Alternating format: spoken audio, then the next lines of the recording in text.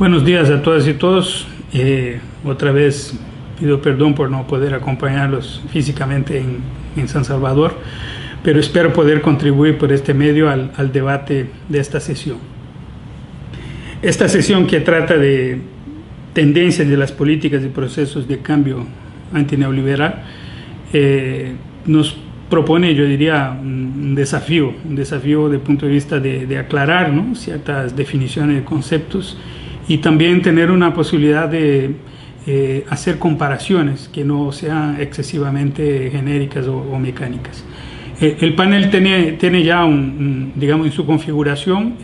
una especie de diversidad, ¿no?, que es muy propicia a una reflexión más aprofundada, más profunda, porque está el compañero Marciano, que nos va a hablar de una realidad donde un país como España, que tuvo una serie de avances importantes en las protecciones sociales, en las garantías, ¿no?, de derechos en décadas anteriores, se ve profundamente afectada desde 2008 como país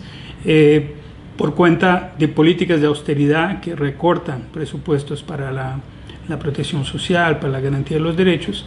y por lo tanto exige una resistencia y una alternativa que preserve ciertos avances, al tiempo en que se preocupa en profundizar y mejorar lo que ya se había logrado históricamente, superando, digamos, sus marcas anteriores. Por otro lado, entiendo la situación colombiana, donde un país que ha adoptado modelos neoliberales muy profundos, que ha creado una institucionalidad desde el neoliberalismo muy sofisticada en términos de la función del Estado, en términos de una discriminación clara, digamos, en términos de su propuesta de los que tendrían o no beneficios dentro de un sistema de protecciones sociales, y cómo eso se relaciona a su capacidad contributiva, ¿no? Y que por lo tanto enfrenta hoy la hegemonía de un proceso que se mantiene avanzando, perfeccionando, como se ha visto en una serie de derrotas, ¿no?, de las propuestas progresistas en términos de reforma del sistema de salud y las reformas de pensiones y protección del trabajo, que están en agenda también. Por eso lo va a contar Mario Hernández, y seguramente plantea una complejidad, ¿no?, de enfrentamiento político que no es sencillo. Y yo, desde mi parte, inmerso en una experiencia como la brasilera, donde Brasil ha tenido avances innegables en los últimos 12 años, ¿no?, ha impactado fuertemente en términos de los indicadores sociales e indicadores económicos de las poblaciones más fragilizadas de nuestro país, disminuyendo algunas desigualdades y tal, pero muy lejos de superar las desigualdades estructurales, y lejos todavía de pautar una nueva hegemonía, ¿no?, en términos de pensamiento social y económico desde la sociedad, y que afecte la sociedad política y el Estado, ¿no?, de forma más contundente.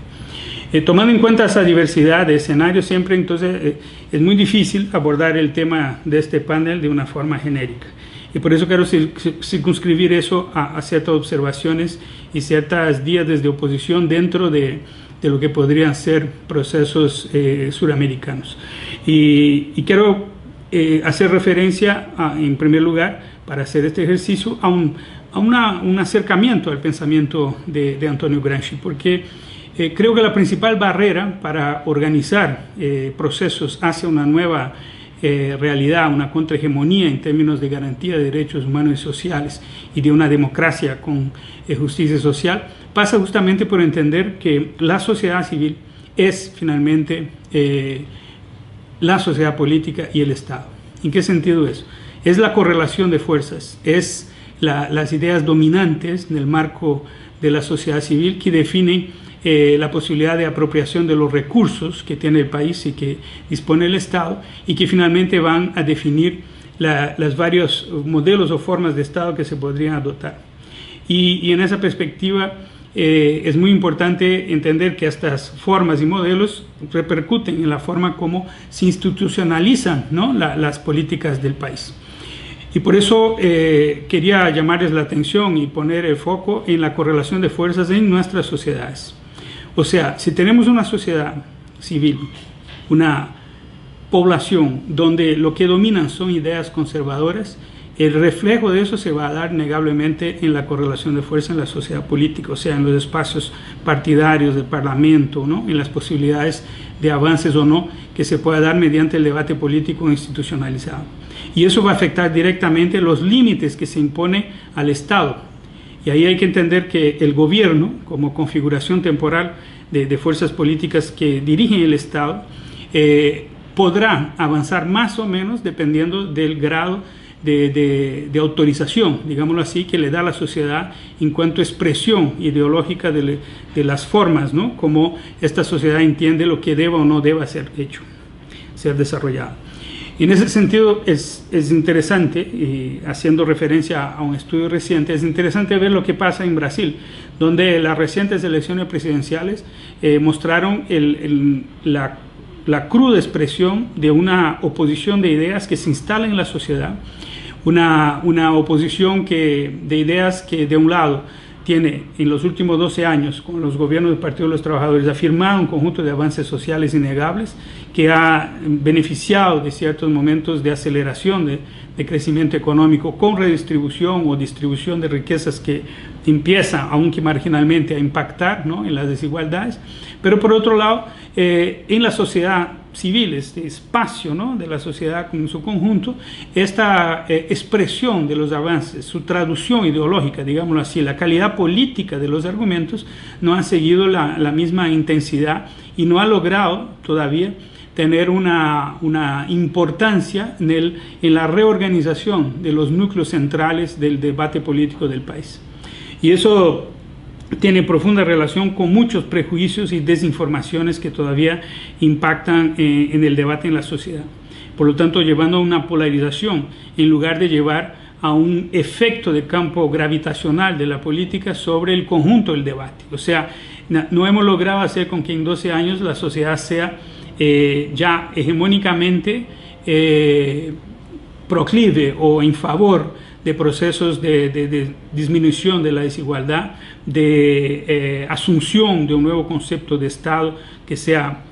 reconocido como el que tiene la gran capacidad de redistribuir riqueza, de reorganizar la producción para distribuir la misma riqueza y tal, a pesar de los avances que se han logrado en este terreno, que son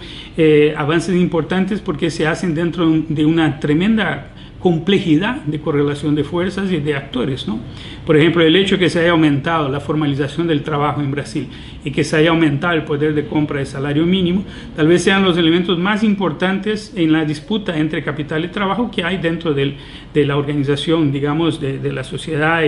y de la relación sociedad-estado en los últimos años. Pero eso es sistemáticamente atacado por una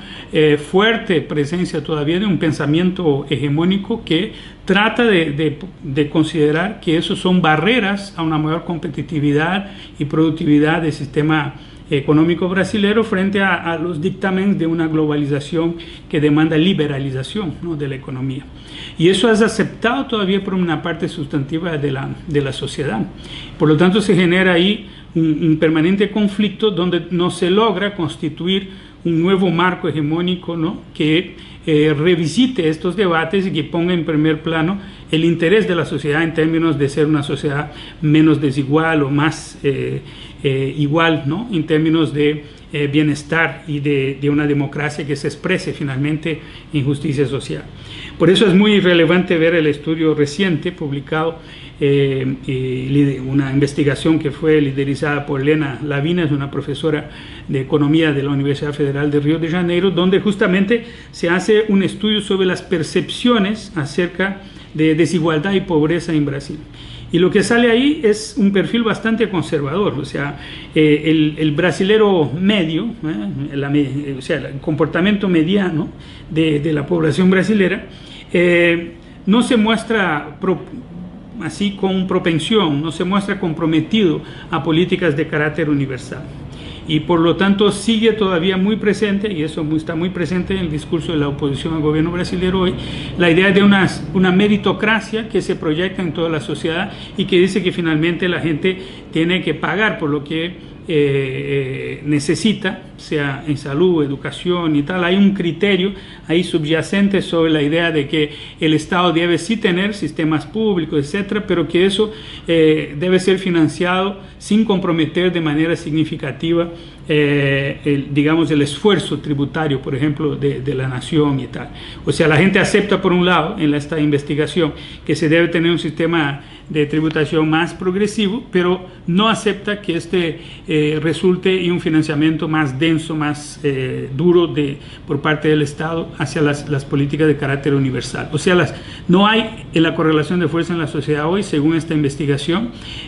una mayoría que francamente entienda y postule las políticas universales como parte fundamental de la acción del Estado. Por lo tanto, eso es una barrera ideológica, ¿no?, formidable, porque como planteaba antes, si yo no tengo una hegemonía proclive a esta idea universalista en el ámbito de la sociedad civil, eso no va a darse mágicamente en la sociedad política y no va a autorizar el gobierno de turno a operar el Estado en esa perspectiva, a establecer constantes limitaciones en el proceso de esta disputa. Claro está que es posible y es imperativo, la verdad, que avancemos en una educación política de amplio esfuerzo y amplio espectro que justamente plantee esta discusión y que trate de superar, digamos,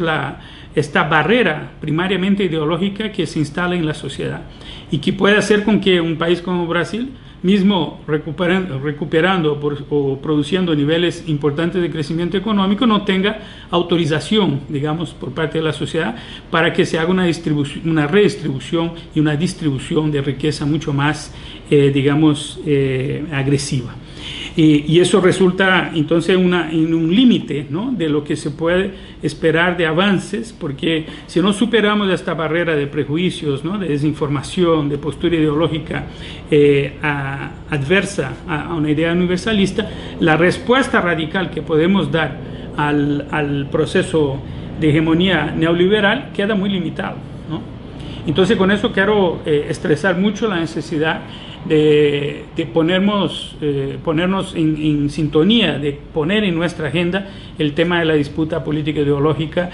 como disputa fundamental, disputa central del próximo periodo, porque más allá de ganar elecciones, nosotros tenemos que ganar es la posibilidad de construir una nueva hegemonía.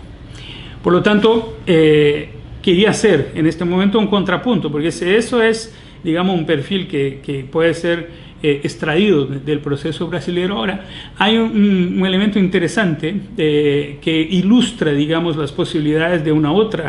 otro movimiento, otra perspectiva, que es lo que justamente plantea Álvaro García Linera, ¿no?, el vicepresidente boliviano, cuando en un artículo reciente que se llama El nuevo campo político en Bolivia, que fue publicado en el site de Rebelión, él justamente hace un balance político, ¿no?, de lo que fue la reciente reelección del presidente Evo Morales, y ahí plantea que en Bolivia hoy, o sea, ya hubo un desplazamiento de la centralidad política, o sea, la propuesta del gobierno Morales logra constituirse como una referencia ideológica en la sociedad. Eso explica no solo su reelección en primera vuelta, pero sobre todo un campo de inflexión de las propuestas políticas de todo el espectro político partidario boliviano, que hoy ya no puede negar el desplazamiento, ¿no?, que hubo en las centralidades políticas del Estado boliviano a partir de la construcción en la sociedad de una otra perspectiva, ¿no?, política ideológica, que hace con que hoy mismo los sectores del centro del espectro político y de la derecha tengan que dialogar con la agenda que le impone la construcción ideológica desde este nuevo pacto, ¿no?, que se construye como construcción político-ideológica, ¿no?, haciendo con que en Bolivia va emergiendo un nuevo bloque histórico, ¿no?, en la idea de Gramsci, y eso permite entonces que esta disputa de hegemonía se dé un terreno mucho más favorable porque avanza hacia la consolidación de una contrahegemonía. Y hay temas importantes en el planteo de García Linera, justamente porque él señala cómo el realineamiento, ¿no?, de un Estado plurinacional, que es una experiencia extraordinaria desde el punto de vista mundial, el tema de la intervención del Estado en la economía dentro de una pluralidad, pero teniendo el Estado un rol clave, ¿no?, en la reorganización económica, haciendo una apuesta en nacionalizaciones, haciendo una apuesta y un control de crecimiento en niveles que no agoten a corto plazo los recursos naturales y que hagan con que la riqueza que se genera por esa explotación vuelva justamente para retroalimentar el financiamiento de una diversificación económica, de una inclusión social mucho más potente. Y al tiempo en que, reconociendo el Estado plurinacional, reconoce identidades culturales que se articulan en un marco de reorganización territorial, de apropiación territorial. Todo eso resultando entonces en una nacionalización, no solo en el sentido simbólico del país, o sea, de apropiación por parte de su ciudadanía, sino también por una construcción de un Estado mucho más exigente en su quehacer y en su presencia, ¿no?, en todo el territorio nacional. Esos son elementos claves que se oponen justamente a lo que venía siendo el dominante en la sociedad boliviana y que es en mucha de nuestra sociedad hasta hoy, independiente de los regímenes que hemos alcanzado, que justamente economías que se desnacionalizaron, que están fuertemente pendientes de un proceso de transnacionalización económica y financiera, también el tema político, ¿no?, de esta pérdida de posibilidad de intervención directa de la sociedad, o sea, al no reconocer las identidades de todos los actores políticos, sociales, culturales, termina habiendo una restricción del debate político a un campo estrictamente partidario, dominado por dinámicas muchas veces conservadoras, como se ve en Brasil justamente. Y luego el otro tema que me llama mucho la atención, que plantea García Linera, que dice que la nueva configuración política, ¿no?, del Estado boliviano y de la propuesta política en la sociedad permite que se rompa lo que él llama una ONGización de la deuda social, o sea, la idea de que no es el Estado que tiene que lidiar con la deuda social, sino que las ONGs. Entonces, cuando el Estado boliviano asume su rol de pagar la deuda social histórica y disminuir las desigualdades, todo eso configura, ¿no?, claramente un nuevo polo de organización, digamos, de una respuesta alterna, de una nueva hegemonía que se va construyendo ahí. Pongo en perspectiva estos dos procesos, muy ligeramente contrastando procesos de Brasil y Bolivia, porque me parece que más allá de la diferencia del tamaño de país, población, peso económico, etcétera, lo que estamos hablando son de procesos políticos donde debería llamarnos la atención justamente esa disputa central que debemos dar en la sociedad civil para construir una hegemonía, una nueva hegemonía, una contrahegemonía basada en valores que respondan a la deuda social, que respondan mediante protecciones sociales en dirección a una redistribución de la riqueza y, por otro lado, cuestionen los modelos productivos hacia modelos productivos que incorporen la riqueza y la distribuyan en términos del interés público. Ahora, todo eso implica una enorme ingeniería, ¿no?, del Estado y para eso hay que valorar cómo nosotros entendemos la función gobierno y la relación entre organización de una nueva hegemonía de pensamiento en la sociedad, su expresión del campo de lo político y su avance hacia un nuevo Estado, ¿no? Y para eso hay que poner en cuestión nuestra teoría con respecto al Estado y nuestra teoría en relación a gobierno. Pero eso hablaré enseguida del bloque que sigue.